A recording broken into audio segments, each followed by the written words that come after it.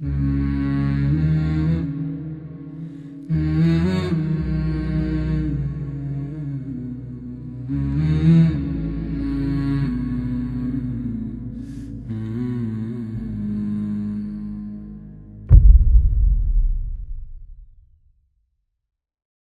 الله الرحمن الرحيم. الحمد لله والصلاة والسلام على حبيبنا رسول الله.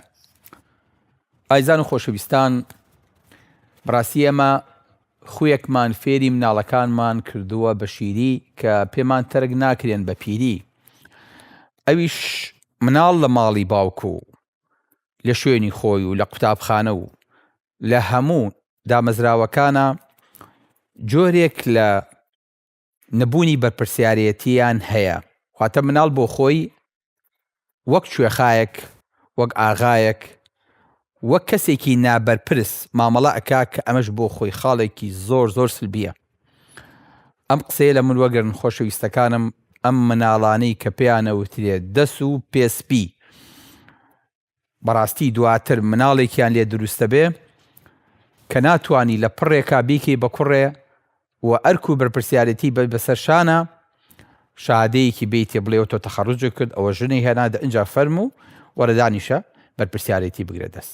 زۆر درەنگە بە ئەو کارە.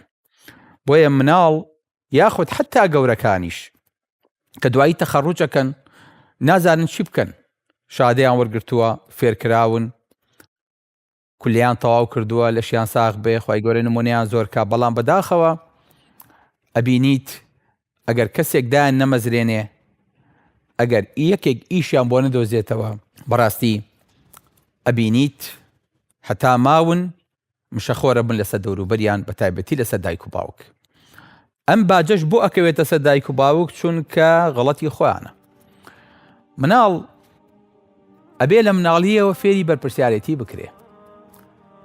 لە 3 تا 4 ساڵەوە مناڵ ئەبێ پێی بڵێیت ئادەی سیسەمەکەی بەبەکەی من جوانە ماشەڵڵا، ئاو خۆی ڕێکی خستووە، ئەدەی یاریەکانی کۆ کردەوە، ئەی دەستەکانی خۆش بوو، ماشەڵڵا چەند جوانە، ئادەی پێڵاوەکانی خۆی گۆرەکانی خۆی ڕیس کرد. مناڵ ئەگەر لەم قۆناغەیە فێری ئەمەی نەکەیت، دواترێک کە گەورە بوو وردە ئیش بێی بەسەریا بڵێیت یەڵا ناندانین، ئادەی تۆ پڕداخەلی وادانێ، ئەدەی بە قاپەکان کۆکەینەوە، ئەدەی ئەو نانەنی کەماوە بیبین بۆ میلیشکەکان، ئادەی ئەوەی کە پیس بووە کۆیکەینەوە بیخێنە ناو تەنەکی خۆڵەکەوە. مناڵ ئەگەر وامان نەکرد لەگەڵیا، دواتر زۆر بە زەحمەت ڕایە. ئاواوکو ئاغا دانیشتووە چاوەڕێ دایکی یان خوشکەکە یان خزمەکارەکە یان کارەکەرەکە لە ماڵەکەیە سفرەکە دانێ، جاوا ناخۆم، ئەوە چییە؟ ئەو بۆ گۆشتی تیان نییە. وەڵام من حەزم لەوە نییە، وەڵای ئێستا بێت تەلەفۆن کەم بە دلیڤەری بۆم بێنن. منەتیشی پێی نییە، پاری دلیڤەری چێیە، چێی کڕێ، هەمووی ئەم مناڵە دانیشتووە وازانێ هەروە بۆیە چێتە سەر. خەر بەڕاستی ئەمەی تۆ ئەیکی لەگەڵ مناڵەکەتا دواتر مناڵێک دروستەکەیت ئەبێت دوعا بکەی بڵێ خوایە مەرگی پێشمەرگم خەی، چکە کە تۆ مردی لەگەڵ تا ئەمرێ، تۆ پەکەکە و لەگەڵ تا پەکێکەوێ، چکە هەموو احتیمادێکی لەسەر تۆیە. باوکی من ئەمە زۆر خەتەرە. مناڵەکەت بچۆ فێری ئەوەی کە ئادی باوەجان ئادی بچۆ لۆ مارکێتە ئەوشتم بۆ بکڕە، ئادی بچۆ ناو سیارەکەی ئەوم بۆ بێنە، ئەبێ مناڵ فێرکەین لە ماڵەکەی خۆمانە. ئادەی ئەمڕۆ دارەکانمان ئاواوە چێ چووە؟ بەڵێ الحەمدولله. ئادەی قاپەکانمان کۆ کردوتەوە؟ بەڵێ خزمانتەوە شوێنی خۆی؟ بەڵێ. چ عاقڵێک ئەمڕۆ گسکەکەی یا ماشەڵڵا ماڵەکەمان پاک و خاوێنە؟ یەخوا دەستان خۆش بێ. بەڵێ. سیارەکە ناوەکی پاکەینە و جوان بیشۆین؟ ئاوی دارەکانمان نا؟ بەڵێ. خواردن و پاشماوەکانمان بر بۆ ناو تەنەکەی خۆڵەکە و بۆ ئەوەی کە پاکرێتەوە بڕوات؟ بەڵێ. ئادەی ئەم خوشکەمان داوای شتەکات چی با بۆ دوکان دەستی بگرێت و شتێ بۆ خوشکەکەی بکڕێت و بێنێتەوە، بۆ براکەی بکڕێت و بێنێتەوە؟ بەڵێ. ئەبێ مناڵ فێری حتا ئەوە بکرێت کە تۆزێکی تر گەورا بێ ئەدی باوەجان نانەکە بێنە ئەدێ و مایکرۆوەیف هەیە گەرمی کەرەوە شتەکە لە سەلاجەکە بێنە داینێ نانەکەمان بخۆین کۆیکەینەوە بیخینەوە شوێنی خۆی مناڵ بێ ئاوا ڕابێ مناڵ ئەگەر لەگەڵ ئەمەیە فێر نەبوو واللهی با بزانیت لە پڕێکا کە ئیشەیی تێ ناتوانێت مناڵ هەر لە بارەوە دانیشتووە پاڵی یاوەتەوە شاشەکەی لەبەر چاوە ئاگای لە تۆ نیەسەی تەلەڤیزۆنەکە هەموو شەخراوەتە بەردەسی بەڕاستی ئەمە مێنەتێکی زۆر گەورەیە حەذاری ثم حەذاری ئاگادار بن دایک و باوکان مناڵ ئیشی بۆ بدۆزەرەوە ئیشی فێرکە ئادەی بابزانم کەنتۆرەکەی کوڕەکەی من جوانە هیچ شتەکەی من جوانە بزانم جوان ڕێکی خستووە دی بزانم جلەکانی وتووە ئەدی بزانم تەنسیقی کردووە ئەدی بزانم جانتای مەکتەبی پێچاوەتەوە ئەدی بزانم هەرێکە و لە شوێنی خۆیایەتی قەڵەم و دەفتەر و کاغەز و بزانم جەدوەلی بیانی جیاکراوەتەوە نەک دایک دانیشێ ئادەی کوڕمەوە بانی چیتان هەیە ئەوە کتێبەکەشم بۆ خزیتە ناو جانتاکەوە ئەو خواردنەکەشم تێ کردووە ئەوە ئاوەکەش ها بیرن نەچیە ئەمە چییە تەمای مناڵە بێ بە چی لێ دروست بێ وڵڵی باوجە نەگەر توێ قوڕکەی بەسەری مناڵەکەتە هەر چوار پەلیشە لە لکەیت ئەوەی لەگەڵا بکە بڵێ تۆ هیچ مەکە خۆ وەزیفەکەشە بۆ نووسمەوە بڵێ بڕۆ بەر دەرگا و دەرگای بکەرەوە تااقەتم نییە بۆ واوکم ناچێ میوانەکە هاتۆ کوڕم ئاوێکی بۆ بێنە مەسئولیاتی ئەو نییە ئیشی ئەو نییە هەز بە بەرپرسیارەتی ناکە ئەو هەموو چواردەوری بە خزمەکاری باوکێ زانێ ڕاوی باوکی باقی نابەزی خۆی زانێ وازێن باوکیشی خزمەکاری ئەمە بۆچکە وا ڕاهاتووە باوکە جان مناڵ نابێ وا ڕابێ ئەی ئەگەر ئەم باوکە مرد ئەم باوکە کەوت ئەم باوکە دیار نەما ئەم باوکە تووشی نەخۆشیە بوو چێ بە ئەرکی ئەم ماڵە هەڵەسێ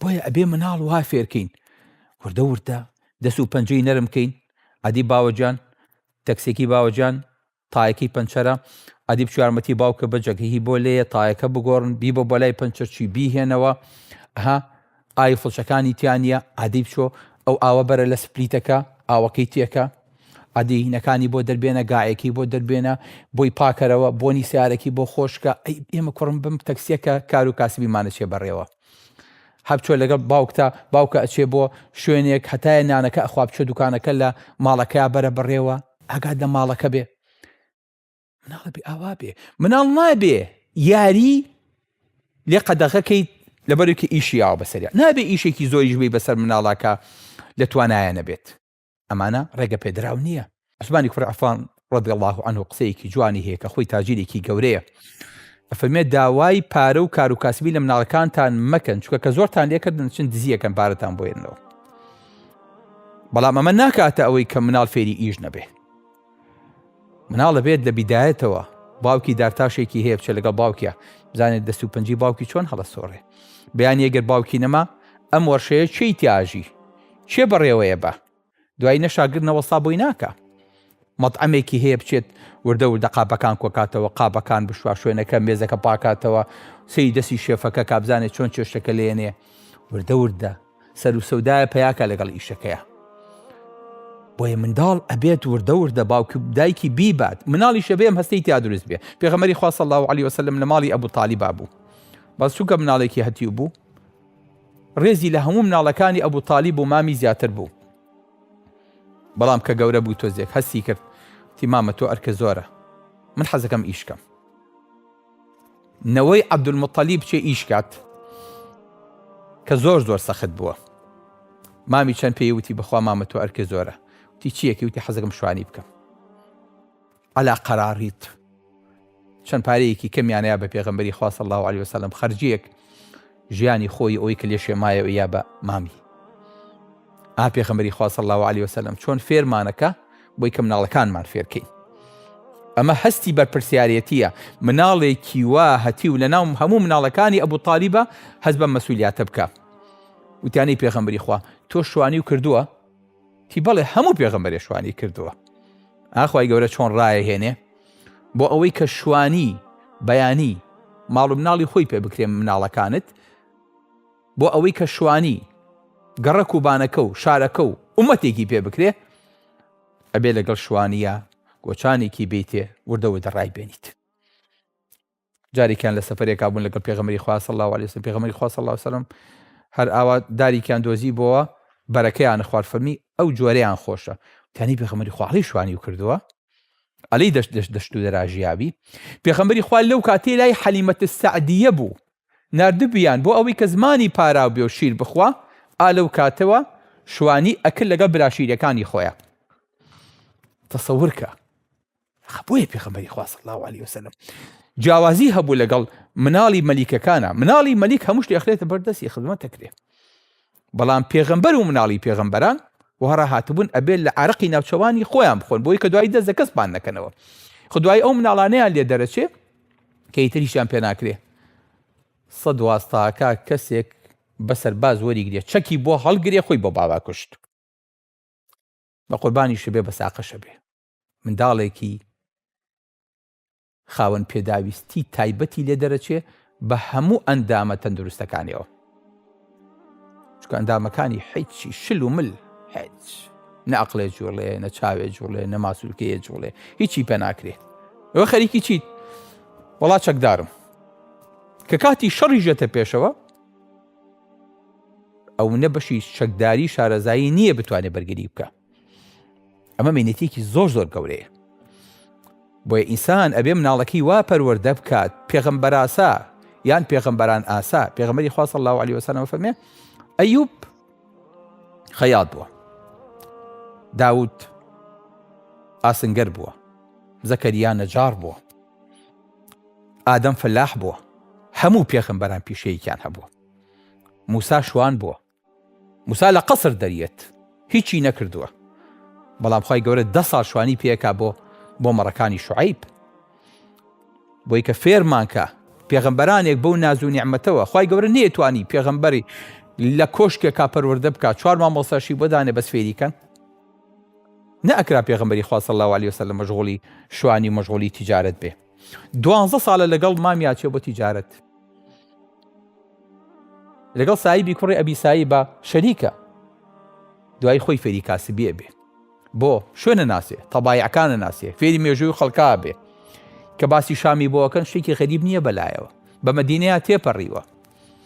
بۆی پێغەمبەری خوا صلی الله علیه وسلم هەموو ئەم قۆناغانەی بڕیوە، بە تایبەتی بۆ کەسی داعی نابێت دەستپان کاتەوە، چکە دوایی هەموو تەنەزولێکی لەسەر ئەمە پێکرێ کە ئێوە قسەیەکی حەقە، جارە بیری لای موچە و لای پارەکەیەتی، بیری لای بەرزیکردنی ماڵ و مناڵێتی.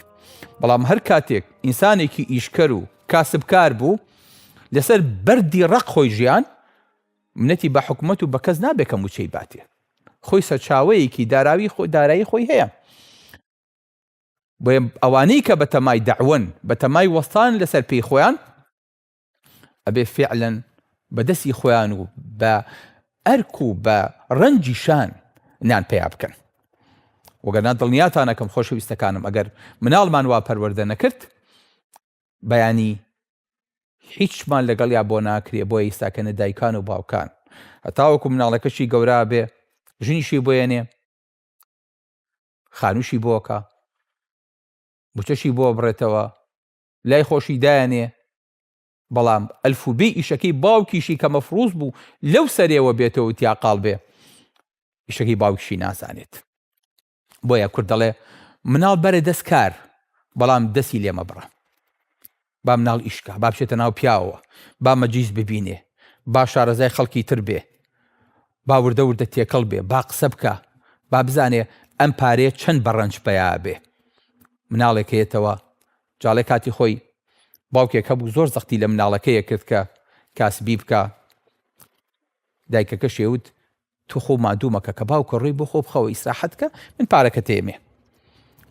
ئەڵێ باوکەکەش بۆی کە بیسلمێنێ منەتی بە پارەکە نییە، هەموو ڕۆژێک کە پارەکەی ئەیا بدەست باوکەکەی لە پەنجەرەکە و فڕێیای خوارەوە. ئەو بۆی کە بزانی ئیشم بە پارەکەی تۆ نییە، بەزەمەیە پیاو بیت، فێری ئیش و کار و کاسبیبی، مەسئولیات هەڵگری. ئەلێ ڕۆژێکیان باوکی پارەکەی لە دایکی بڕی، زانی وردەوردەم پارەی لە شوێنێکتەوە دزاکە. مناڵەکە بە ناچاری شانیایە بەر ئیش، هەتا ئێوارە کرێکاری کرد. باوکەکەی ئێوارە پارەکەی لێوەرگرت، ویستی فڕێ باوتی نێت تو تخوا باوکە نەکەی، ڕۆحم دەرچووە لەگەڵیە. تی کوڕمها بەس ئەمڕۆ خۆت کاسبیت کردووە ئاچەم بەلاتەوە سەختە بۆی مەفروسە مناڵ قەدری ئەو پارەیە بزانێ کە باوکی ئەیداتێ یاخود بە عەلاقە بۆیە تۆ بزانێ ئەو پارەیە چۆن پەیا کراوە کاتی خۆی مناڵەکانی ئێمە بە تایبەتی لە هاوینە ئەچوون لە بازاڕە ئاویانە فرۆشت ئەلاگەیانە فرۆشت شاگردیانە کرد ئیشیانە کرد یەخوا لەشیان ساغ بێ ساگەنە زۆربەیان بیان دوێنە تاجیری گەورەی ئەم شارن باوەڕم پێ بکە هەمووی لە مناڵیەوە خۆی پێگەیاندووە هەمووی بە بچکۆلەیی و بە گیرفانی بەتاڵ چۆتە ناو بازارەوە خی گەورە دەستی گرتووە هاوکاری کردو و پێگەیانەوە گۆری کردووە بۆیە بەڕێزەکانم ئیبراهیمێک کە ئیسماعیلی کوڕی بەکارێنێ بۆ کارێکاری لەگەڵ خۆیان خی گەورە فەرمێوە ئەیدی یەرفع ئیبراهیم القەواعید من البەیت وئیسماعیل ئیبراهیم هەر بۆ خۆی وەستایی ناکرد شاگرد و کرێکارەکەی کە لە بەردەستیا بوو کوڕەکەی خۆی بوو کە ئیسماعیل بوو کەعبەیان بەرزە کردەوە یعنی ماڵێکی گەورەیان نەک بۆ خۆیان بۆ خی گەورە کرد لەوانەیە دواتر دەستیان کرد بە ماڵی خۆیان و خاویان بۆ خۆیان دروست کرد وەتا بێ مناڵ بەو ناز و نیعمەتەیە کە تێپەڕیوە قەدری بزانێ و فێریش بێت چۆن پارێزگاری لەو ناز و نیعمەتەکە و بتوانێت لەگەڵ دەوروبەریە لەگەڵ کەسوکاریە لەگەڵ باوکو دایکە بتوانێ مناڵ فێری هەڵگرتنی بەرپرسیارەتی بێت و بەرپرسیارەتی لەسەر دایک و باوکی کەم کاتەوە. سلام علیکم وەرەحمەتوڵڵاهی وبەرەکاتوه.